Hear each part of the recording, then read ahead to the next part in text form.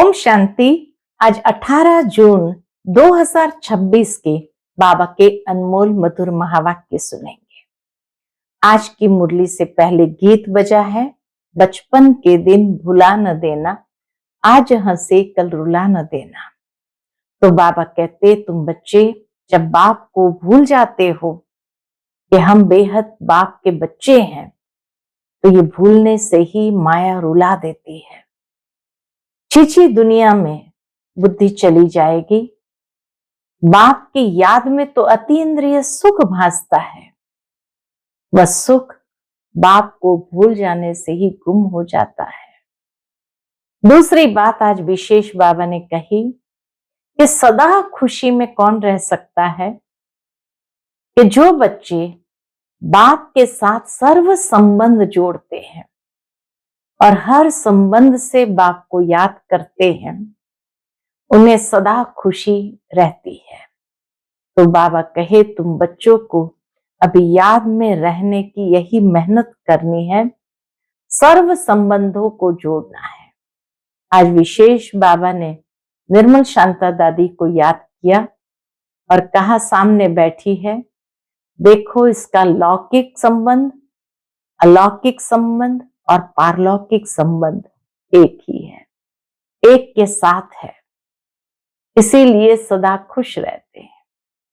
तो हम बच्चों को भी बाबा के साथ सर्व संबंध जोड़ करके उसकी सुख की अनुभूति करनी है और सदा खुश रहना है।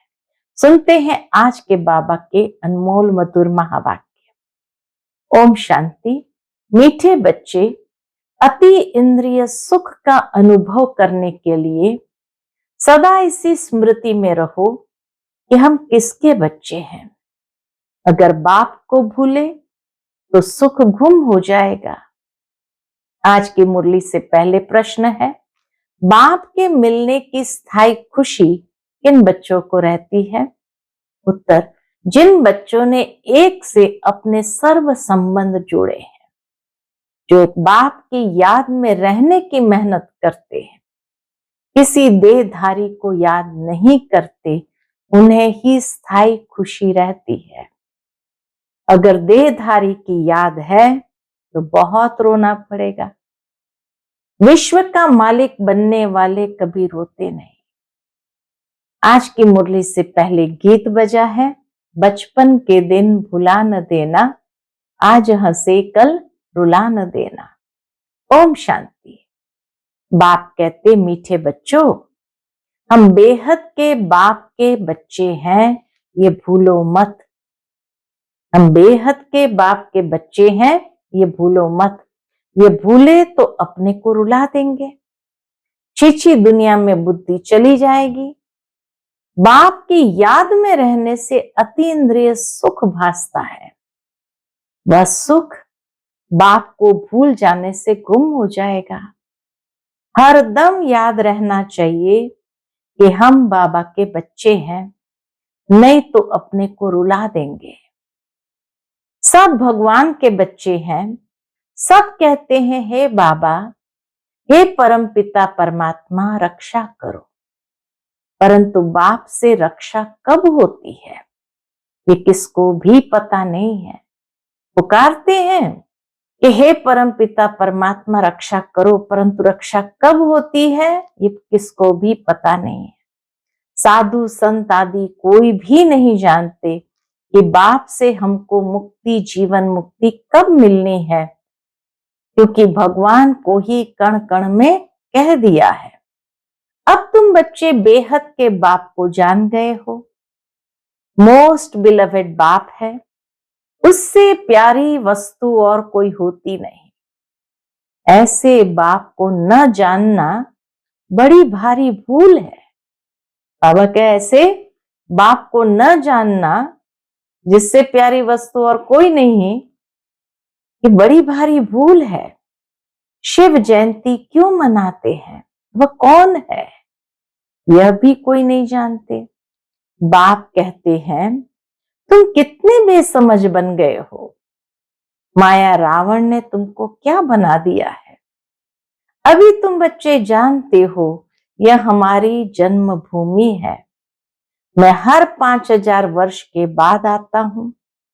वह फिर कह देते हैं 40,000 वर्ष बाद जब ये कलयुग पूरा होगा तब आएंगे। चित्र भी दिखाया जाता है त्रिमूर्ति का। त्रिमूर्ति मार्ग नाम भी रखा है, परंतु 3 मूर्ति ब्रह्मा विष्णु शंकर को कोई भी नहीं जानते। त्रिमूर्ति मार्ग जरूर रखा है नाम, लेकिन बाबा कहे वो 3 मूर्ति ब्रह्मा विष्णु शंकर को कोई नहीं जानते। ब्रह्मा क्या करके गया, विष्णु और शंकर क्या करते हैं, कहाँ रहते हैं, कुछ भी नहीं जानते। बिल्कुल ही घोर अंधियारे में है। बाप है रचयिता, उनकी यह कितनी बड़ी रचना है, कितना बेहद का नाटक है। इसमें बेहद के मनुष्य रहते हैं। आज से 5000 वर्ष पहले जब सतयुग था, भारत में जब इन लक्ष्मी नारायण का राज्य था, तो और कोई राज्य नहीं था। भगवती श्री लक्ष्मी भगवान श्री नारायण को कहा जाता है। राम सीता को भी भगवान राम भगवती सीता कहते हैं। अब ये भगवान नारायण भगवती लक्ष्मी कहां से आए? राज्य करके गए हैं, परंतु उनकी जीवन कहानी तो एक भी नहीं जानते। सिर्फ गाते रहते हैं, हे भगवान दुख हरता सुख करता, परंतु ये किसकी भी बुद्धि में नहीं आता कि वह दुख हरता सुख करता कैसे है। कौन सा सुख सबको दिया और कब सबका दुख हरा, कुछ भी नहीं जानते। हाँ, कौन सा सुख सबको दिया, कौन सा दुख हरा, कब दुख सबका हरा, ये कुछ भी नहीं जानते। तुम बच्चे अभी यहाँ राजयोग सीख रहे हो, भगवती लक्ष्मी भगवान नारायण बनने के लिए। जानते हैं भगवती सीता भगवान राम भी बनने का है। 8 जन्म सतयुग में पूरे करके फिर राम सीता के राज्य में आने वाले हैं। 21 जन्म के लिए बेहद की राजाई तुम यहां स्थापन कर रहे हो। तुम भगवती भगवान स्वर्ग के मालिक बन रहे हो। स्वर्ग कोई आसमान में नहीं है, यह भी किसको पता नहीं है कि स्वर्ग कहाँ है। बिल्कुल ही तुच्छ बुद्धि है। कहते हैं फलाना स्वर्ग पधारा, परंतु समझते कुछ भी नहीं है। अच्छा, क्या क्रिश्चियन बौद्धी सब हेवन में जाएंगे? बाबा कहते क्या क्रिश्चियन बौद्धी सब हेवन में जाएंगे? वह बाद में आकर अपना धर्म स्थापन करते हैं, तो फिर वह स्वर्ग में कैसे आ सकते हैं? स्वर्ग किसको कहा जाता है यह भी उनको पता ही नहीं है। सन्यासी लोग कहते ज्योति ज्योत समाया, कोई फिर कहते निर्वाण धाम गया। निर्वाण भी तो लोक है ना, वह तो निवास स्थान है। निर्वाण जहां वाणी नहीं है, आवाज नहीं है, तो ज्योति ज्योत में लीन होने की बात ही नहीं। ज्योति में मिल जाए तो फिर तो आत्मा ही खत्म हो जाए, खेल ही खत्म हो जाए। इस ड्रामा से कोई भी आत्मा छूट नहीं सकती, कोई भी मोक्ष को पा नहीं सकते। गीत का अर्थ भी कोई समझते नहीं है, न जीवन मुक्ति का अर्थ समझते हैं, न आत्मा परमात्मा का अर्थ समझते हैं। बाप कहते तुम्हारी शक्ल तो मनुष्य की है, जो इन देवताओं की भी थी। सतयुग आदि में देवता थे, सतयुग आदि में देवताएं थे। उनका 2500 वर्ष राज्य चला, बाकी 2500 वर्ष की बात है जिसमें और सब धर्म आते हैं। 5000 वर्ष के बदले मनुष्य कह देते लाखों वर्ष कल्प वृक्ष की आयु है, परंतु तुम्हारी बात समझने के लिए भी नहीं आएंगे। बाबा कहते सत्य बात को समझने के लिए भी नहीं आएंगे। हाँ, आएंगे भी वही जिन्होंने कल्प पहले आकर समझा होगा। पहले तो समझाना है। एक है हद का सन्यास, जो सन्यासी लोग घर बार छोड़ जाए जंगल में रहते हैं। पहले पहले वह सतो प्रधान थे, फिर अब तमो प्रधान बने हैं, तो जंगलों से लौट कर आए, बड़े बड़े महल बनाए हैं। इन सन्यासियों ने भी पवित्रता के आधार पर भारत को थमाया जरूर है, भारत की सेवा की है। ये सन्यास धर्म नहीं होता तो भारत एकदम विकारों में जल मरता, पतित बन जाता। तो कितना उपकार है साधु सन्यासी महात्माओं का भी, जिन्होंने भारत को थमाया। यह भी ड्रामा बना हुआ है। उन्हों में पहले पवित्रता की ताकत थी, जिससे भारत को थमाया है। इन देवताओं का जब राज्य था तो भारत कितना शाहूकार था। इन्हों के इतने बड़े बड़े हीरे जवाहरत के महल थे, वह सब कहां गए? सब नीचे चले गए। लंका और द्वारिका के लिए कहते हैं समुद्र के नीचे चली गई। लंका और द्वारिका के लिए कहते हैं समुद्र के नीचे चली गई, अभी तो है नहीं। सोने के महल आदि सब थे ना। जब मंदिरों आदि में हीरे जवाहरत लगा सकते हैं तो वहां क्या नहीं होगा? अगर मंदिर में इतने लगाए तो उनके महलों में क्या नहीं होगा? कितनी तुम बच्चों को खुशी होनी चाहिए। बाबा फिर से आया हुआ है, कहते हैं बाप को याद करो। याद एक को ही करना है, जिससे विकर्म विनाश होते हैं, परंतु वह भूल जाते हैं और देहधारी की याद आ जाती है। देहधारी की याद से तो कुछ भी फायदा नहीं।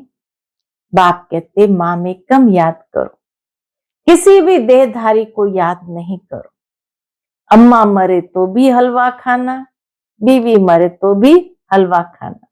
एक बाप की याद से ही कमाए है। ये वचन उच्चारा था जब निर्मल शांता दादी, उनकी माताजी, लौकिक माताजी की सेवा में थी हॉस्पिटल में।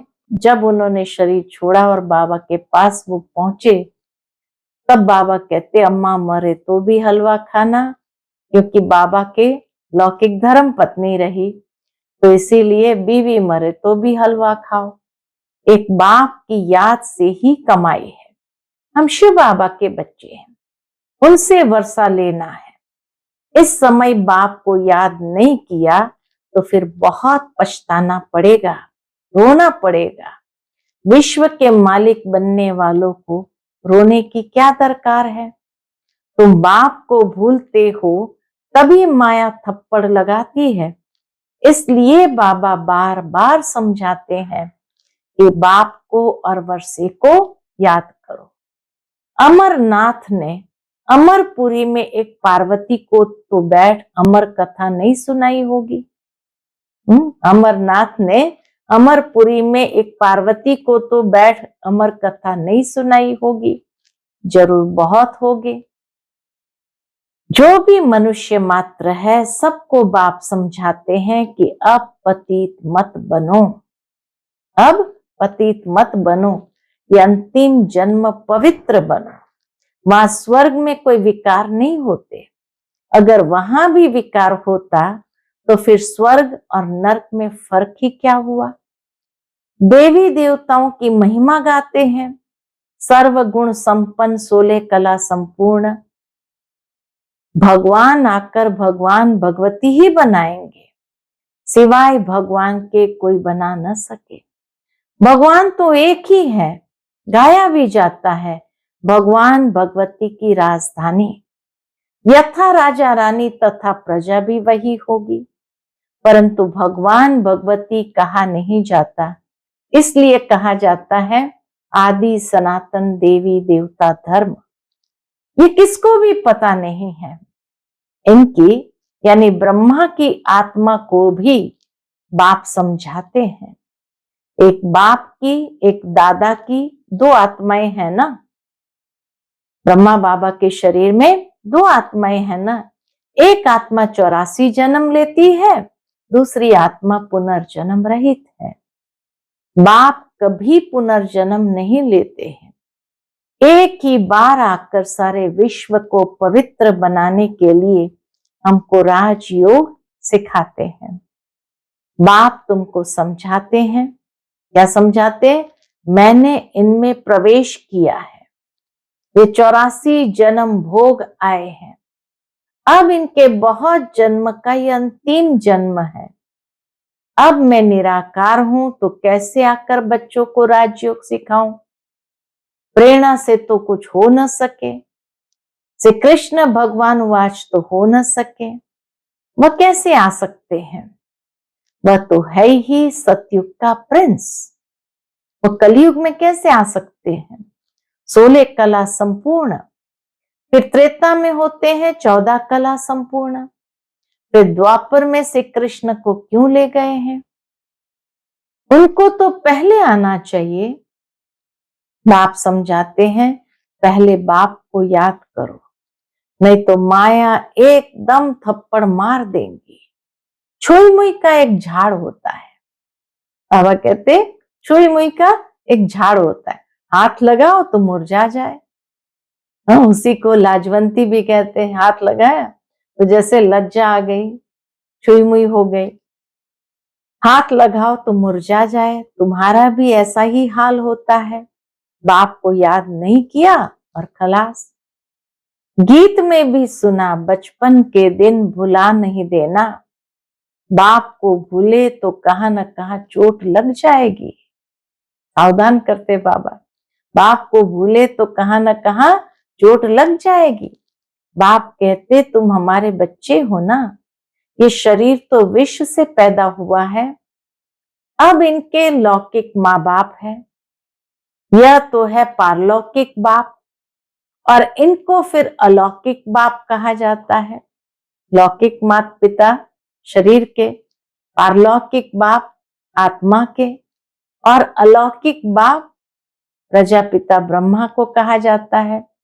ये हद का था फिर बेहद का बन गया।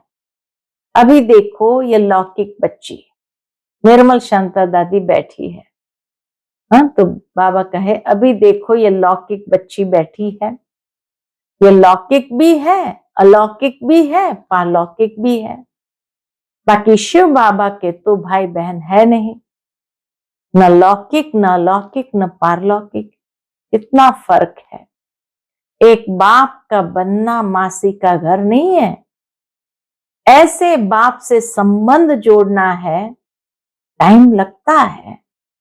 शिव बाबा की याद में रहना बड़ी मेहनत है। कई 50 वर्ष से रहने वाले भी सारा दिन शिव बाबा को याद भी नहीं करते, ऐसे भी है। और सबको भूल एक को याद करना बहुत बहुत मेहनत है। कोई 1% याद करते हैं, कोई 2%, कोई आधा % भी मुश्किल याद करते हैं। यह बड़ी भारी मंजिल है। तो बाप समझाते हैं बचपन को नहीं भूलना। बाप से स्वर्ग का वर्षा मिलता है। तुम जानते हो हम जीते जी मर कर बाप के आकर बने हैं नई दुनिया में जाने के लिए। तो तुम्हें स्थायी खुशी रहनी चाहिए। अहो हम डबल सिर ताज बनेंगे।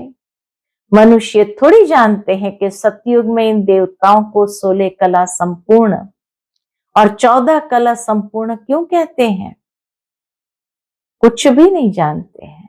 बाबा कहे मनुष्य तो कुछ भी नहीं जानते कि देवताओं को 16 कला संपूर्ण फिर 14 कला संपूर्ण क्यों कहते हैं। ये भक्ति मार्ग के शास्त्र आदि फिर भी बनेंगे, ये हठ योग तीर्थ यात्रा आदि सब फिर भी होंगे, परंतु इससे क्या होगा? क्या हेवन में जाएंगे? इतना सब कुछ करते क्या हेवन में जाएंगे? नहीं, बहुत रिद्धि सिद्धि से काम करते हैं।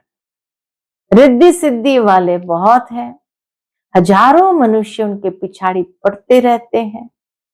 रिद्धि सिद्धि से बहुत घड़ियां आदि चीजें निकालते हैं। हाँ, घड़ियां निकालेंगे, सोने की चेन निकालेंगे, क्या क्या निकालेंगे। ये थोड़ी समझते हैं कि ये अल्पकाल के लिए सब है। इसमें बहुत मेहनत करनी पड़ती है। ये रिद्धि सिद्धि आदि सीखने की भी किताब होती है। कितने लाखों मनुष्य उनके पिछाड़ी पड़ते हैं। तुम बच्चे जानते हो, हमको बाबा से स्वर्ग का वर्षा मिलता है। इन आंखों से जो कुछ देखते हो वह नहीं रहेगा। बाप समझाते हैं, तुम अशरीरी आए थे, फिर शरीर साथ पाठ बजाया। अगर 84 लाख का हिसाब किताब बनाए तो 12 मास लग जाए। बाबा के अगर 84 लाख का हिसाब किताब बताए तो कितने सालों लग जाए, कितना मास लग जाए, हो ही नहीं सकता। 84 जन्म का हिसाब किताब बताना तो बिल्कुल सहज है। तुम 84 का चक्र लगाते रहते हो। सूर्यवंशी है तो चंद्रवंशी नहीं। सूर्यवंशी घराना पूरा हुआ फिर चंद्रवंशी बने। अभी तुम जानते हो हम है कौन? ब्राह्मण वंशी, फिर देवता वंशी बनना है। इसलिए हम पढ़ाई पढ़ रहे हैं। फिर सीढ़ी नीचे उतरते उतरते वैश्य शूद्र वंशी बनेंगे। अभी अपने 84 जन्मों की स्मृति आई है। ये चक्र भी याद करना पड़े। बाप को याद करने से एवर हेल्दी एवर वेल्दी बनेंगे। पाप कटते जाएंगे। चक्र को जानने से चक्रवर्ती बन जाएंगे। तुम जानते हो ये पुरानी दुनिया कब्रिस्तान बननी है। कुछ भी नहीं रहेगा, खत्म हो जाएगा। राम गयो रावण गयो, गयो बढ़ू परिवार। राम का कितना छोटा परिवार होगा सतयुग में। शिव बाबा राम का कितना छोटा परिवार होगा सतयुग में। अभी रावण का कितना बड़ा परिवार है। बच्चे जानते हैं कि ये राजधानी स्थापन हो रही है। हर बात में पुरुषार्थ फर्स्ट। बाप पुरुषार्थ कराते हैं, बच्चे मुझे याद करो। यही पुरुषार्थ है, बच्चे मुझे याद करो। जिस बाप से अथाह स्वर्ग की बादशाही मिलती है, क्या उनको याद नहीं करेंगे? बाबा आकर हम बच्चों को स्मृति दिलाते हैं कि तुम स्वर्ग के मालिक थे, अब फिर से पुरुषार्थ कर स्वर्ग के मालिक बनो। अब फिर से पुरुषार्थ करके स्वर्ग का मालिक बनना है। अच्छा, मीठे मीठे सिकिलते बच्चों प्रति माता पिता बाप दादा का याद प्यार और गुड मॉर्निंग। रूहानी बाप की रूहानी बच्चों को नमस्ते। हम सब रूहानी बच्चों की रूहानी माता पिता बाप दादा को याद प्यार, गुड मॉर्निंग और नमस्ते नमस्ते। शुक्रिया बाबा, शुक्रिया। आज की मुरली से धारणा के लिए मुख्य सार है। पहली पॉइंट, कभी भी किसी बात में छुई मुई नहीं बनना है। ईश्वरीय बचपन को भूल मुरझाना नहीं है। इन आंखों से जो कुछ दिखाई देता है उसे देखते हुए भी नहीं देखना है। दूसरी पॉइंट, एक बाप की याद में ही कमाई है, इसलिए देहधारियों को याद कर रोना नहीं है। बाप और वर्षे को याद कर विश्व की बादशाही लेनी है। आज का बाप दादा का मधुर वरदान हम बच्चों के प्रति है। श्रेष्ठ मत के आधार पर मायावी संग दोष से परे रहने वाले शक्ति स्वरूप भव। श्रेष्ठ मत के आधार पर मायावी संग दोष से परे रहने वाले शक्ति स्वरूप भव। बच्चों की एक कंप्लेन रहती है कि संबंधी नहीं सुनते, संग अच्छा नहीं है, इस कारण शक्तिशाली नहीं बन सकते। लेकिन श्रेष्ठ मत के आधार पर ज्ञान स्वरूप शक्ति स्वरूप के वरदानी बन अपनी स्थिति को अचल बनाओ। साक्षी होकर हर एक का पाठ देखो, अपने सतोगुणी पाठ में स्थित रहो, सदा बाप के संग में रहो, तो तमोगुणी आत्मा के संग के रंग का प्रभाव पड़ नहीं सकता। आज का स्लोगन है, कर्म योगी वह है जो कर्म के कल्प वृक्ष की डाली पर बैठ कर्म करते भी उपराम स्थिति में रहे। कर्म योगी वह है जो कर्म के कल्प वृक्ष की डाली पर बैठ कर्म करते भी उपराम स्थिति में रहे। आज का व्यक्त इशारा है, सदा हर्षित रहने के लिए अपनी नेचर को सरल बनाओ, सहनशील बनो। उसके अंतर्गत बाबा कहते, जैसे कोई की विशेष नेचर होती है, उस नेचर के वश न चाहते भी चलते रहते हैं। कहते हैं चाहती नहीं हूं, लेकिन मेरी ये नेचर है। ऐसे आप बच्चों की सरल नेचर हो, जो सबको अनुभव हो कि यह सहज योगी स्वतः योगी है। क्या करूं, कैसे योग लगाऊं, ये बातें खत्म है ही सदा सहयोगी अर्थात योगी।